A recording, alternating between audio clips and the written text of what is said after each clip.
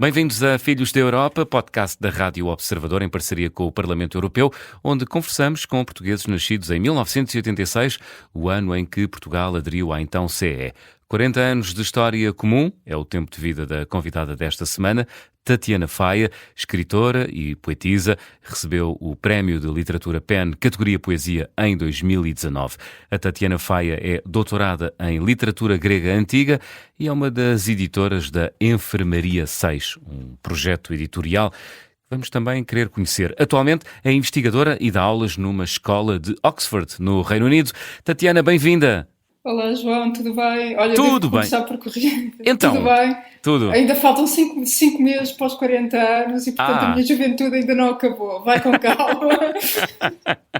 eu já tinha dado 40 anos de vida, faltam uns meses então. É uma coisa que Faltam mexe uns meses. é uma coisa que mexe contigo, a idade, Tatiana? Não, nem um pouco. Muito Uhum. embora tenha reparado, aqui há umas semanas reparei que estou a ficar com o cabelo branco e a princípio senti-me bem porque achei que ia ser a Susan Sontag e que ia só ser um lado da parte de frente do cabelo, mas de repente percebi que não, que é muito mais vasto do que isso Hum. e que não, nem um pouco. Eu sou daquelas pessoas que querem envelhecer, Ah, boa. definitivamente. Porquê? Sim, sim. Não sei, quero viver uma vida longa, é inevitável envelhecer desse ponto de vista. Parece-me que é um pouco isso. Não sou daquelas pessoas que tenham essa preocupação. Olha, Tatiana, tu tens uma paixão antiga, não é? Ah, Hum. desde tenra idade pelo mundo antigo, pelo Império Romano, pela civilização grega. Porquê esta paixão? Não há muito uma explicação, não foi uma escolha muito lógica. Também Hum? não posso dizer que tenha sido por acidente, porque foi uma coisa muito deliberada. Talvez devesse fazer uma breve homenagem à minha velha professora de latim no liceu, Ah, que me deu uma língua que acabou por ser o mapa da minha vida, que foi o uhum. latim. Ninguém diria que isso pudesse ser uma. Como é que isto se diz em linguagem comercial, uma life skill. Ninguém diria que aprender latim seria isso, mas Uma no meu caso competência acabou por para a ser. vida, não é? É exato, mas no meu caso acabou por ser. Mas é uma coisa que não tem muita explicação, mas mais a Grécia do que Roma. Uhum. Eu comecei por gostar imenso dos romanos, mas os romanos são os americanos do mundo antigo, de alguma maneira. É difícil, ao mesmo tempo que é fácil admirá-los, é difícil gostar deles. Ah, não é o meu mundo, a Roma, deixou de ser. Isso é Ok. engraçado. Portanto, tu és toda tu és Grécia, é isso? Mas Grécia antiga. É assim, os classicistas são uma espécie que normalmente há um ponto em que eles têm de especializar. Tu tens Uhum. aqueles classicistas que se especializam no latim e tens aqueles classicistas que se especializam no grego, que se tornam helenistas, não é? E eu sou uma helenista, é nisso que eu me especializei. Eu fiz uma tese sobre a Grécia arcaica, portanto, nem sequer sobre a Grécia antiga. Ainda mais para trás, mais anterior ao século V. No fundo, sou uma alma arcaica. Os 40 anos, não é? Nem- Mas tu fizeste, São uma fizeste uma coisa. tese de doutoramento sobre a Ilíada, não é? De Homero. É Uhum. que é o período que, muito embora talvez a datação não seja o período arcaico, é a memória Uhum. arcaica da Grécia. Portanto, é o período anterior ao século V a.C., não é? Quando tens o período clássico, é quando pensas na democracia ateniense, na tragédia grega. O que vem antes é esse mundo da lírica e antes da lírica a épica. Uhum. Portanto, é essa referência. É um livro, podemos dizer que é fundador da nossa civilização, certo, Tatiana? A Ilíada. Sim, mas é um livro bárbaro, de Uhum. alguma maneira. Isso também é interessante, não é? É um longo, longo poema de guerra e sobre a devastação da guerra. É muito inquietante pensar que esse é o livro fundador da nossa identidade partilhada. E ao mesmo tempo é o do mundo. É tudo aquilo que tu queiras pensar sobre o que é uma vida talvez possa ser encontrado na Ilíada de uma maneira muito intensa. Uhum. Isso é muito belo, isso também existe. O que é que há na Ilíada de Homero, que possa ser transportado para os dias de hoje? Tanta coisa. A relação, por exemplo, para já a relação entre pais e filhos é um poema, em certo sentido, antes de Freud, um pouco freudiano. É um poema sobre a devastação da guerra, sobre a ideia de que não há nada para ser ganhado com a violência. Ao mesmo tempo, contém uma... É um poema que fala muito claramente do fascínio da violência, que é uma violência diferente da nossa. É um poema sobre famílias, sobre paixões devastadoras. O que é que não há para aprender com a Ilíada? É um manual de maus costumes, João. O manual de maus costumes. Há muita coisa fascinante em torno da Ilíada. Uma que eu não sabia de todo é que Homero pode até nem ter existido, não é? A pessoa. Isso é verdade e pensamos que não, quase certeza que não. Portanto, a dúvida que fica é: foram vários e houve algum que em algum momento, provavelmente no século VI antes de Cristo, se sentou a algures, provavelmente em Atenas e no fim da tradição, quando ela já tinha morrido e já não havia ninguém capaz de cantar de memória, porque aquilo eram poemas orais, um poema tão longo, se sentou e apontou, ou eram muitos e alguém, em algum ponto, ou todos, cozeram o poema juntos e aquilo tem coerência. Eu sou daquelas pessoas que acham que não, que há uma mão que tem uma visão coerente e não é a coerência da linguagem. Aqui há uns anos, na década de 30, houve dois indivíduos, um que se chamava Milman Parry e outro que se chamava Albert Lord, que eram dois professores americanos que vieram à Europa. Eles foram à Sérvia e gravaram um poeta que ainda conseguia cantar um poema da extensão da Odisseia. Na década de 30 havia ainda uma destas figuras que está ainda na geografia do mundo, que tem uma influência grega, que conseguia ainda compor um poema destes de memória. E era alguém analfabeto. E não deixavam carregar armas também, porque ele tinha uma pistola e não lhe permitiam... Além de não saber escrever, não lhe permitiam andar armado de pistola. Eram duas coisas que ele não podia fazer. Mas era alguém que tinha ainda essa memória prodigiosa, que entretanto desapareceu. Isso hoje em dia já não existe. Mas estes dois tipos tentaram replicar as condições e tentar contar a história de como é que um poema tão longo podia ter sido feito. E cantado de memória e guardado na memória, porque ele é muito, muito anterior à escrita. Portanto, imagina que tu tens de ter tido durante séculos uma série de tipos que aprenderam a cantar isto e que guardaram isto porque não tinham como registar e não queriam que a memória destas figuras morresse. É fantástico. Isso é muito comovente. Portanto, é um livro ao qual tens dedicado grande parte do teu tempo, não é? Foi sobre a Ilíada o teu doutoramento. És escritora, também és poetisa, Tatiana. O que é que te inspira para escrever? Isso é uma pergunta muito difícil, João. A inspiração, de onde é que ela vem? Ou não vem de lado nenhum, não é? Também é uma resposta válida também, não é? Não, mas eu acho que... Não és uma poetisa repentista? Já fui, já deixei de ser. Já? Já. E senti que isso era uma coisa reacionária. Como assim? Que era reacionária no sentido da reação, quase em sentido... E que... Não no sentido político? Não no sentido político. Okay. E passei a... No sentido comportamental, é isso? No sentido comportamental. E passei a esperar mais tempo. Eu dependo muito da memória para escrever e dependo muito, em certo sentido, da memória visual. Pode-me levar muito... Como assim? Olha, um pouco como na Ilíada, não é? As pessoas pensavam que o Homero era um poeta cego, no entanto as descrições das coisas são eminentemente visuais, aquilo é quase cinema, de alguma maneira. Mas o que eu quero dizer com isto é que eu dependo da observação de certas coisas e de conviver durante algum tempo, durante cada vez mais tempo, a observação dessas coisas. Eu sou daquelas pessoas que eu acho que só me sento para escrever quando sinto de facto uma profunda necessidade de fazer isso. Depois é sustentada, é uma coisa que tem uma oficina, que pede trabalho, mas tem de ser uma coisa que me tem de perseguir durante algum tempo, tem de me assombrar para eu sentir que vale a pena escrever sobre isso. Isso, aliás, nota-se nos poemas que são bastante longos, não é? Sim. Essa coisa. Mas sim, acho que é daí que vem a inspiração, João. Ok. Tens já vários livros, 5 livros, não é? O Lugano é editado em 2011, São Luís dos Portugueses em Chamas e outros textos em 2016, também em 2016 o Back Across the Barrier of the Teeth.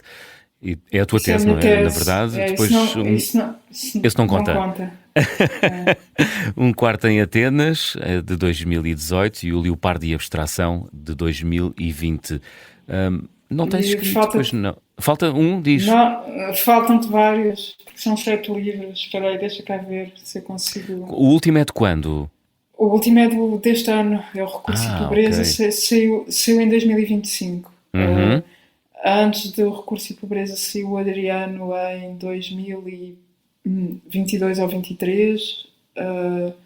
Antes do Adriano saiu o Leopardo e Abstração. Há um livro de contos que é pouco conhecido, só existem 80 cópias, que são livros portugueses em chamas. Uhum. E entre o Lugano e o Quarto em Atenas há um livro que se chama Teatro de Rua, também que teve uma circulação pequena. Mas é, na verdade, um dos livros que eu escrevi de que mais gosto. Foi feito por uma pequena editora de Coimbra, que é do lado esquerdo. E é o último livro que eu escrevi em parte em Portugal. É esse livro que saiu em 2013. 13, 14. ok. Daí para a frente, todos os teus livros foram escritos no Reino Unido. Ou por aí, por Ou onde por aí. calhou, assim. Por onde calhou. Sim. O Adriano foi um livro quase todo escrito em Atenas. É o outro livro estrangeiro. É uma cidade onde a que tu regressas muitas vezes, não é? Sim, é uma cidade onde eu sinto vontade de voltar e onde tenho. Todos os escritores precisam de uma comunidade, não é? Tu não escreves na solidão. A tua primeira comunidade são os livros que lês e depois há as pessoas que tu, à medida que escreves, vais descobrindo que escrevem e com quem tens afinidade ou não, ou que te causam alguma coisa. Mas uma parte da minha comunidade de escrita está em Atenas. São poetas gregos, são escritores gregos e são muito importantes para mim. E é um acaso. É um Mas os acaso. escritores depois são mais ou menos todos iguais, não? Só muda a língua. E Portugal, são uma comunidade. Tatiana, não te inspira para escrever? Não, Portugal é muito importante. É? E aliás, houve ali um ponto em que deixou de ser importante, em que eu tive algum tempo em que não voltei, em que ia pouco,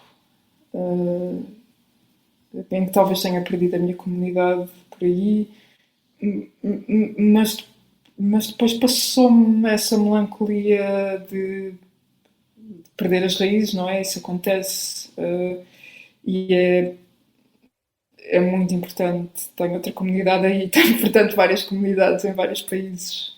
Isso pode acontecer. Ainda é possível ser cosmopolita, eventualmente. Mas tu ainda tens ligação, ainda tens raízes em Portugal, Tatiana? Sim, claro que sim. Tenho, queres com raízes, queres dizer família, amigos, sim. E tenho esse projeto que está mais ou menos parado, mas não vai morrer nunca, que é a enfermaria, que é um projeto que eu mantenho com alguns amigos. E que A editora de livros, não é? nós não editamos há bastante tempo e mantemos o site. Eu penso que o nosso último livro talvez tenha sido um livro sobre cinema do Fernando Guerreiro. A Cadeira do Fantasma, será? Será? Eu acho que nós fizemos ainda outro livro dele depois disso. Não tenho certeza. Mas o último é dele, é uma boa maneira de acabar, porque é um grande escritor. Mas mantemos o blog vivo. O É outra Enfermaria 6. comunidade. Sim. Muito bem. Estamos à conversa com Tatiana Faia, escritora, poetisa, professora numa escola em Oxford, no Reino Unido. Tatiana, tu acompanhas o que se passa em Portugal Sim. com regularidade? Com regularidade, com alguns cortes pelo meio. Às vezes há coisas que eu entendo que não percebo tão bem o que é que se está a passar, como se vivesse. O que é que tu lês sobre Portugal que não interpretas bem? O que é que eu leio sobre Portugal que não interpreto bem? Queres falar das notícias? Por exemplo? Por exemplo, há coisas mais básicas, mais óbvias. Toda a gente usa aí uma coisa que se chama MBA. Eu não faço a mínima ideia do que isso é. não entendo, sempre que vou jantar com os meus amigos, eles agarram-se todos ao MBWay, eu não sei o que é isso, porque qual é que é a vantagem disso em relação ao Apple Pay, mas percebo que é uma parte central da nossa vida económica. Exato. Pronto, eu estava à espera de coisas assim profundas, grandes leituras sobre o país e a Tatiana MBWay. Não, mas desconcertante. Mas a literatura eu acompanho as Sim. coisas que se escreve e eu leio as pessoas que estão a escrever agora. Eu acho que tenho uma boa ideia do que está a acontecer em termos literários, em termos políticos também. Eu subscrevo os jornais, eu leio-os. Ok. Portanto, mantens ligação permanente a Portugal? Sim. E não me parece possível viver de outra maneira. De outra maneira, pois. Não, podias estar completamente mergulhada na vida inglesa e ter, enfim, virado de costas ao país. É perfeitamente normal, não é? Sim, mas também como é que isso é? Não se, por acaso eu estou a pensar, os outros imigrantes que eu conheço também, eles também vivem muito Portugal, não cortam as ligações. Quer dizer, eu não tenho passaporte inglês, podia ter, é já há muito tempo a viver lá, também não sinto que não seja parte da vida inglesa. Sei, nunca tinha pensado nisso com tanto, mas não me parece que virar. Portugal é um lugar interessante, é um país bom, apesar de tudo. Apesar do quê, a Tatiana? Apesar da configuração, para já tornou-se na última década um país extraordinariamente desigual. Tu tens pessoas que têm salários baixíssimos, tens pessoas que não podem viver na capital e eu gostava de escrever um texto sobre isso, por acaso, sobre os Airbnbs em que fui ficando ao longo dos anos em Lisboa. Sim. Porque tu sentes, e não sei se tu tens essa percepção ou não, que é uma cidade que tem o centro vazio. Sim. São prédios e prédios onde ou não vive ninguém ou vivem os turistas. É um fenómeno que está a acontecer um pouco por toda a Europa, não é? Há muitas cidades assim. Ou seja, não é um exclusivo português, é um exclusivo lisboeta, não é? Mas em Lisboa é muito, João, é muito agressivo. Eu tenho muito essa... Atenas, por exemplo, é uma cidade que tem décadas de turismo e há obviamente uma gentrificação e há também uma monopolização pelo Airbnb que leva à subida das rendas e apesar de eles terem um mercado imobiliário quase tão desregulado como o nosso, há uma resistência. Ainda é possível viver no centro de Atenas. Para muita gente em Portugal não é. Não é. Isso é Mas muito óbvio. Dizias que gostarias de escrever um texto sobre os Airbnbs por onde passaste em Lisboa, é isso? Sim, para nos contar o quê? Não sei, há uma perspectiva de turista que vocês talvez não tenham. Como é viver como um turista em Lisboa, mas eu tenho esse privilégio e aliás, é um privilégio que me entristece, não é? Eu acabei esta semana de ler um livro que foi bastante popular o ano passado, que é aquele livro do Vincenzo Latrónico, que não sei se tu ouviste falar, que é a Perfeição, que é um destes nómadas digitais que, aliás, tentou viver em Lisboa com a namorada e não correu bem porque eles sentiram que Lisboa estava demasiado turistificada para eles. Sendo que eles viviam como nómadas digitais em Berlim e a descrição da vida deles em Berlim é a descrição de turistas que vivem demasiado tempo numa cidade, mas que nunca se integram socialmente, nunca se tornam parte da vida social da cidade. Não pagam impostos, como a maior parte daquilo que tu vês na gentrificação de Lisboa acontece.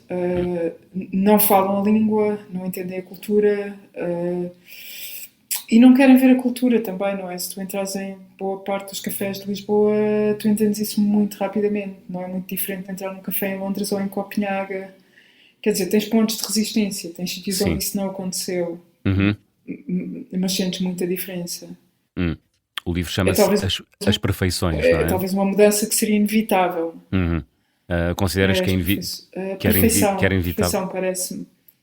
As Perfeições é o do Vincenzo Latrónico, é isso? As Perfeições, chama-se As Perfeições. eu estou a dizer que o que eu quero dizer é que há algum nível de mudança Uhum. e habilidade cultural, eu acho que sim, que era inevitável. E eu acho que até certo ponto houve um bom equilíbrio, que foi bom para a nossa economia. Sim. E depois destruiu-se uma cidade. Isso parece-me que aconteceu. Não sei se tens essa percepção. Pode ser discutível, mas acho que Uhum. sim. Acho que isso aconteceu. Lisboa mudou muito, de uma maneira muito agressiva Agressiva. Olha, e e muito. o que é que tu notas de diferente do Portugal que tu deixaste há 14 anos e o Portugal de hoje, Tatiana? É muito mais cosmopolita, É? é muito mais turístico. Eu, quando saí de Lisboa, Lisboa era a capital de um país e era o centro administrativo de um país. Era uma cidade onde as pessoas trabalhavam, tinham vários empregos, estava economicamente completamente estagnada. Eu fui embora em 2012, que é o auge da crise para nós. E agora tu tens uma cidade cuja vida económica, pelo menos, não cultural, mas cultural também parece que sim, é completamente monopolizada pelo turismo. Eu acho que não existe quase mais nada. Isso parece-me óbvio. Pode ser a minha percepção e pode ser muito parcial. Eu não vivo aí diariamente. Uhum. E isso precisava de algum controle. Explica outras coisas. Explica a enorme desigualdade social. Explica a parte daquilo que era aquilo que se chamaria, como é que isto se diz em português? Diz em inglês. Disposable income, como é que isto se diz? Aquilo que é o Rendimento disponível. rendimento que tu, é mais do que o rendimento disponível, é aquele rendimento que tu podes dispor para te divertires. Uhum. É essa a ideia. Tu, em Lisboa, os preços das rendas subiram tanto que isso, para boa parte das famílias, deixou de A maior existir. parte das pessoas sobrevive, não é? É isso que tu sentes quando vens cá. Os portugueses, Sim, até certo ponto, sim, sim, e gente com salários confortáveis, mas sim, os salários em Portugal são baixos, isto definitivamente é parte da realidade. Tu tens gente altamente qualificada que não recebe um salário que reconheça minimamente aquilo que eles fazem, o trabalho que essas pessoas fazem. Isso parece muito óbvio. Não é? pois. Os professores, Tu, os enfermeiros, os hum, condutores dos autocarros, as pessoas que limpam os prédios, que trabalham nos cafés, isso é muito óbvio. é um facto. Olha, Tatiana, tu vives aí no Reino Unido há 14 anos. Uh, Presumo que te dês com outros portugueses também. Como é que é a comunidade portuguesa onde tu estás inserida? Não estou por acaso. Ah, não estás? Ok, pronto. Não, como há Estou pouco um falavas dos pouco. portugueses daí do Reino Unido, achei que Sim, mas estivesse os portugueses. integrada. Hum. Na comunidade dos portugueses em Oxford, na verdade, muito pouco. Mais com os gregos, talvez, do que com os Ah, portugueses. Mas o que é que me queres perguntar ao certo acerca da comunidade dos portugueses? Ela parece-me que juntam? juntam, sim, e Sim. isso acontecia muito no princípio. Uhum. Boa parte daquilo que era a minha comunidade portuguesa foi-se embora com o Brexit. Deixaram Ah, Oxford, não ficaram. Era gente que por uma razão ou outra sentiu que podia sair, boa parte voltaram em parte pelo lado uhum. positivo daquilo que foi a recuperação económica em Portugal, não é? Essa descoberta de Portugal enquanto sítio de turismo abriu oportunidades de negócio para pessoas que tinham emigrado e que puderam voltar. Uhum.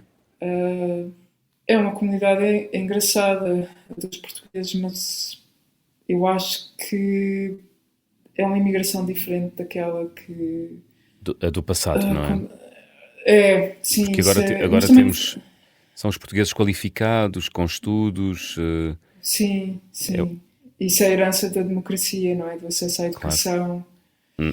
Ah, mas tens também a outra também ainda existe. E é engraçada de ver. São os portugueses dos cafés, dos sítios onde podes ir comprar sagres quando tens nostalgia de beber cerveja portuguesa. Aham. Isso também existe. A ti dá-te essa Uma vez, nostalgia de vez em quando ou não, Tatiana? não, essa nostalgia às vezes atropela-me, é diferente. Ah, é, então. Aqui há uns anos entrei Sim. num café em Londres, num dia de chuva, Uhum. em que tinha de renovar acho que tinha de renovar cartão de cidadão, tinha ido ao consulado, qualquer coisa assim. E entrei num café que tinha na montra pastéis de nata, mas não parecia ser um café português, parecia ser um café chinês. Havia uma decoração chinesa com... Mas lá dentro estava um português, de facto, Sim. um português de gema, madeirense, casado com uma chinesa, que me vendeu um pastel de nata e me explicou como tinha estado na... Eu não me lembro se era na Escócia, se na Irlanda, a Uhum. explicar aos irlandeses como fazer whisky. Porque aquilo era como se fazia à poncha, não era como eles faziam. Portanto, os portugueses atropelam mais do que outra coisa qualquer. Sim. Muito bem. Olha, como é que é a vida em Oxford? Como é que é viver nessa cidade histórica do Reino Unido, não é? Muito Pois ligada à é. universidade. É Sim, uma muito cidade ligado ao mesmo. jovem. Tem muitos jovens, Tatiana. João, sim, tem necessariamente muitos Muitos jovens. jovens, claro. É uma cidade jovem, dinâmica. É também uma cidade muito velha. Também há Uhum. esse lado, porque é uma cidade conservadora. Tem mais vida do que Cambridge. Eu conheço um pouco as duas, mas Oxford tem indústria. Tem um grande clube de futebol importante, que é o Oxford United, que é um clube que está, não sei se na segunda ou na terceira divisão, Uhum. mas que é seguido com fervor pelos habitantes da cidade. É uma coisa importante, os ingleses valorizam o futebol local. É uma cidade fascinante, de alguma maneira, Sim. porque tantas coisas diferentes coexistem. É uma cidade do mundo. No entanto, tem também o lado provinciano, que também é engraçado. Sim. Como assim? Bem, é uma cidade do mundo porque recebe gente de todo o mundo, não é? Para estudar Sim, na universidade. Tem um sim, lado mas tu sabes que provinciano. Como assim, provinciano? porque é uma cidade muito pequena. Uhum. É uma cidade mais ou menos do tamanho de Coimbra, talvez. Ok. Talvez um pouco maior, mas não muito. Uhum. A história de Oxford enquanto cidade cosmopolita é muito recente. É a história da herança, de como a cidade recebeu tantos refugiados durante a guerra, durante a Segunda Guerra. E, e, e como eles absorveram uma espécie de êxodo de académicos muito importantes que estavam dispersos pela Europa e que estavam a ser perseguidos, Uhum. judeus e outros. A história de Oxford enquanto cidade académica cosmopolita vem daí, porque antes era uma cidade academicamente muito fechada, Hum. muito inglesa. E ainda hoje em dia as duas coisas existem. Ok. É uma Mas cidade onde a tradição ou o peso da tradição se impõe no cotidiano? depende de onde tu. Depende, como é que eu ia dizer isto? Depende. Uh, como é que é a palavra? Da wavelength. Depende do comprimento de onde tu estás a viver. Se tu Ah, és alguém que, por ok. exemplo, vive na universidade, isto é, se Uhum. trabalhas na universidade ou se Uhum. estás a estudar na universidade, a tradição académica, a expressão tradição académica não é aquilo que nós associamos em Portugal à tradição académica, é outra coisa. É mesmo uma tradição de investigação muito longa e Ok. de debate intelectual muito longo, Uhum. Portanto, que tem uma centrada, história muito, centrada no saber e no conhecimento, é isso? sim, e muito competitiva desse ponto de Ok. vista, não é? Porque a universidade tem instituições, Uhum. esta coisa que são os colleges, que competem entre eles, não é? Por diferentes tradições, por diferentes disciplinas académicas. Não é? Tens Uhum. colégios que são conhecidos por ensinarem muito bem certas coisas. É esse tipo de tradição. Ao mesmo tempo é muito fechada desse ponto de vista, pode ser muito fechada. Tem os seus códigos próprios, é uma universidade muito elitista, onde é muito Uhum. difícil entrar, onde cada vez menos entram alunos de escolas públicas, onde é muito caro estudar, isto é, de escolas públicas no nosso sentido. A cidade, por outro lado, tem também uma vida fascinante. O mundo do trabalho tem uma série de grandes editoras que estão à volta de Oxford, de escritórios editoriais. Tens uma indústria de engenharia enorme e também bastante interessante. É uma cidade que, por algum motivo, está cheia de minis e de BMWs, porque tu tens fábricas desses carros. E, portanto, os carros vendem-se na cidade e circulam. E, ao mesmo tempo, é uma cidade muito, muito antiga. Sim, Muito isso é bem. engraçado. E é a cidade dos Radiohead. É verdade. E eu conheço o pub onde ele vai. Tu conheces Onde quem? o pub, o bar onde o Tom Sim. York costuma parar. Mas não vou O dizer vocalista aqui dos para não... Radiohead. Ah, boa. E já o viste por Sim, lá ou não? sim, várias vezes. Mas não Ah, vou aqui uau. dizer qual é que é o pub para não arruinar. Digo depois da conversa acabar. Muito bem, muito bem. Olha, Tatiana, regressar a Portugal está nos teus planos ou não? Não, não me parece, João. Não. Mas talvez nunca tenha partido, em certo sentido.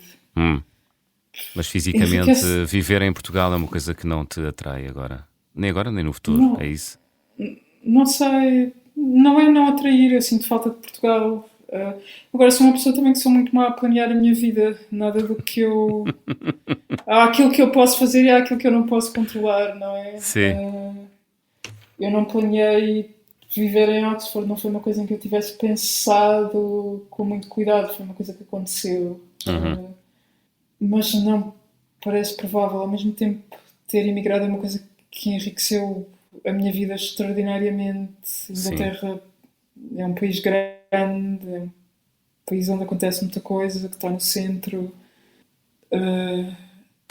Não há regresso, não me parece. Quer dizer, posso voltar, mas não me parece que regresse. A pessoa Ok. que partiu não. Já não volta. Não volta. Muito bem. Mas isso acho que qualquer imigrante pode dizer isso, João. Sim. Muito bem. Tatiana, foi um gosto. Muito obrigado por esta conversa. Obrigada eu, foi um prazer. Tatiana Faia, convidada do Filhos da Europa desta semana. É um podcast da Rádio Observador em parceria com o Parlamento Europeu, onde conversamos com portugueses nascidos em 1986, o ano da adesão formal de Portugal à então CE. Até à próxima.